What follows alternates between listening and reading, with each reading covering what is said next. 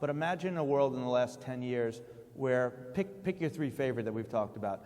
The government let a few more people fail, including where they keep interest rates, trying to keep any decent recession from getting off the ground. I like a decent recession every once in a while. We didn't have GSEs, and pick your favorite other one. They didn't try to socially engineer it's related to the GSEs.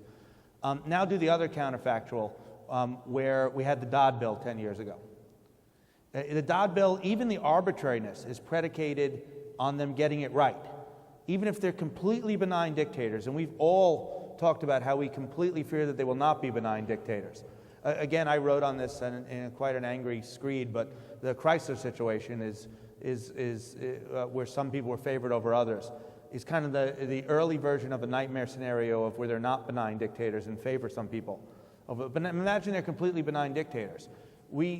Again, maybe the guys in charge just were particularly terrible, but we used to call Greenspan the maestro, and he told us everything was fine. We looked at Congress, who kept saying, yeah, we don't have to audit Fannie and Freddie, they're fine. So how these guys are going to turn into considerably better than those of us who John said we don't try to forecast. I try to forecast occasionally. I just don't get it right. But how they're going to turn into better than that is quite serious. So when I run that counterfactual, I would rather have a world where government had done 2 or 3 fewer things. And it's a bet. I can't prove this. But that's what a counterfactual is. Over 10 years, I think life would have been a lot better than if 10 years ago we had passed the Dodd Bill. I think we would have had systemic regulators who would have been just as caught up in the bubble as everyone else and saying things are fine until they weren't. But then the only good part is we'd have systemic regulators to blame. All right, great. Are there other questions? Does someone have a microphone? Up back there. Back there? Back there. Oh, yeah, over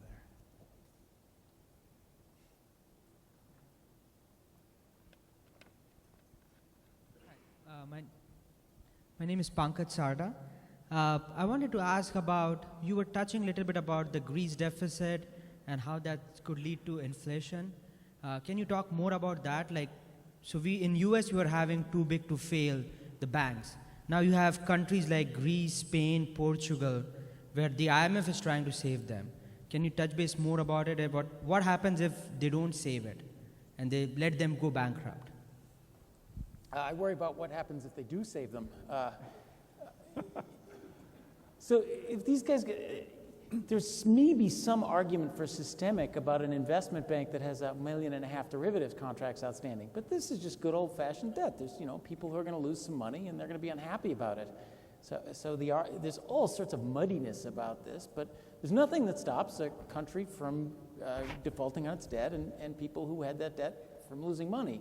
That's in some sense the good outcome. The bad outcome is that we keep papering this over. Germany and France end up borrowing more and more money in order to bail out the other countries. In our own country, many of our states are underwater. The pension funds in California and Illinois are in danger. We hear a lot of ending too big to fail out of Washington, but we can take some bets about whether they'll let California default on its debt. Our own federal government, even the CBO and administration use the words unsustainable to talk about our fiscal future. If this doesn't get fixed, we get inflation, and we get the kind of inflation that the Fed can do absolutely nothing about. That's my big worry. You said it, but it's worth focusing on. People act like Greece defaulting means there's no Greece anymore and everyone in Greece dies.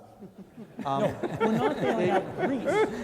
We're bailing out Greece as bondholders. But exactly. Greece defaulting means that their bondholders get X cents on the dollar, and for a long time they have a higher cost of capital because they just defaulted until they prove to the markets they're better, and they have to fix their budget situation far quicker than they want to. It leads to people who lend to Greece, like you said, suffering for lending to a bad credit. Again, we're going to tell people you want to lend to the bad credits because you get a higher yield for a long time, and then Germany bails you out.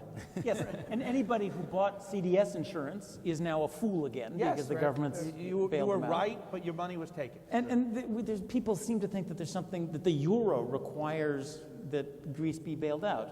A company in the U.S. borrows in dollars and they can go bankrupt with no effect on the dollar. That's the way it's supposed to work. There is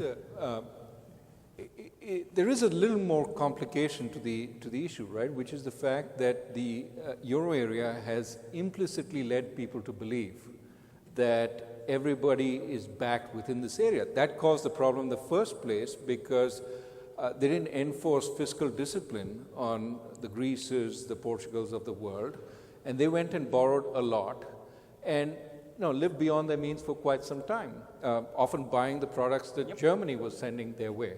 The problem now, of course, is there is no sympathy for Greece within the euro area, but they also understand that there are a bunch of countries which are in the same boat. Once the euro area withdraws the safety net from Greece, it immediately implies that there's going to be less of a safety net for Portugal and perhaps for Spain. And this is really the problem when you have government intervention keeping prices higher than they should be, which means that there's a discrete jump down, a discrete fall, when in fact that intervention is taken away. And everybody fears the discrete fall because, take Greece. You have French banks owning about 80 billion worth of Greece debt. You have German banks owning 40 billion of Greece debt. If all those stakes get halved, for example, if there's a Greece default, now France has a bank failure problem on its hands. So while not disputing the point that John made, which is we should let the chips fall where they will, the problem is that chips can fall quite far because the market, in some sense, has been led to believe that the chips won't fall. And that's a very dangerous situation. But we got to break that at some point. You're going to break it at some point. And it's very interconnected. If we had let Bear Stearns go under, we probably wouldn't have Lehman. It's exactly the same situation. Everybody thought the government's going to bail everybody out. Eventually they can't. And to your point, it's German taxpayers bailing out German banks. Yeah. There's nothing else going on here. And if you think regulation is going to work, here we are, and these German banks are holding Greek debt that endangers the banks. 2 years after the financial crisis, we're right back on the simplest, plain vanilla bet. But can we stop? All I'm saying is it's more complicated than let the chips fall where they will. There's a wider round of rescues which you will see, a la Lehman, once Greece is let go. And so you have to be aware that there's a second round effects which people are going to, is the French government going to say let the banks go?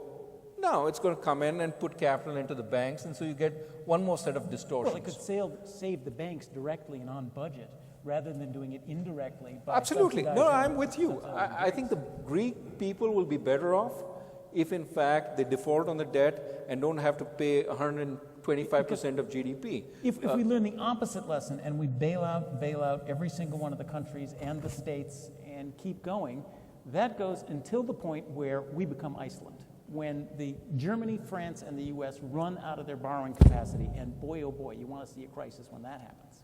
So I thought that, well, maybe this is a political economy question more than an economics question, but what I do find compelling that Simon Johnson says is as long as you have really big banks, you have the possibility of them convincing the Treasury Secretary or the President or whoever, you got to bail me out. But you guys are sounding like a particular type of legislation maybe could eliminate too big to fail. Is that true? Yeah, make their long-term debt. So take the case of long-term debt convertible into equity. When you have, let's say, was Lehman or Citi got into trouble, right? Their equity capital, let's say it was 8 or 10% dissolved. People thought it was zero. Okay, that's when you had a run on the short-term debt and people were really nervous.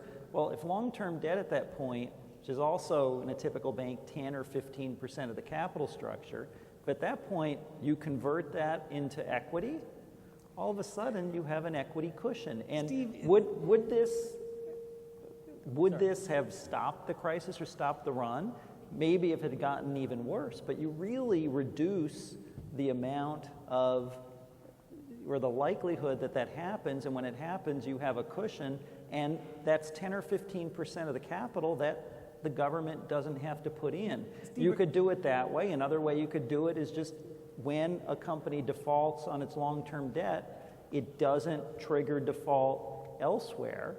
Would also do it where, again, you're taking the long-term debt. They're the ones who are paying. not the government putting money in, because that's what happened. The government put money in so that the long-term debt could be paid. And if you do something along those lines, you don't eliminate the likelihood of a crisis, but A, you reduce it a lot, and B, when it comes, it costs the government a lot less, and it gets taken in by the private sector. The internet bubble, there's an example. There was no leverage. The equity went up, different people put in, the equity went down, nothing happened.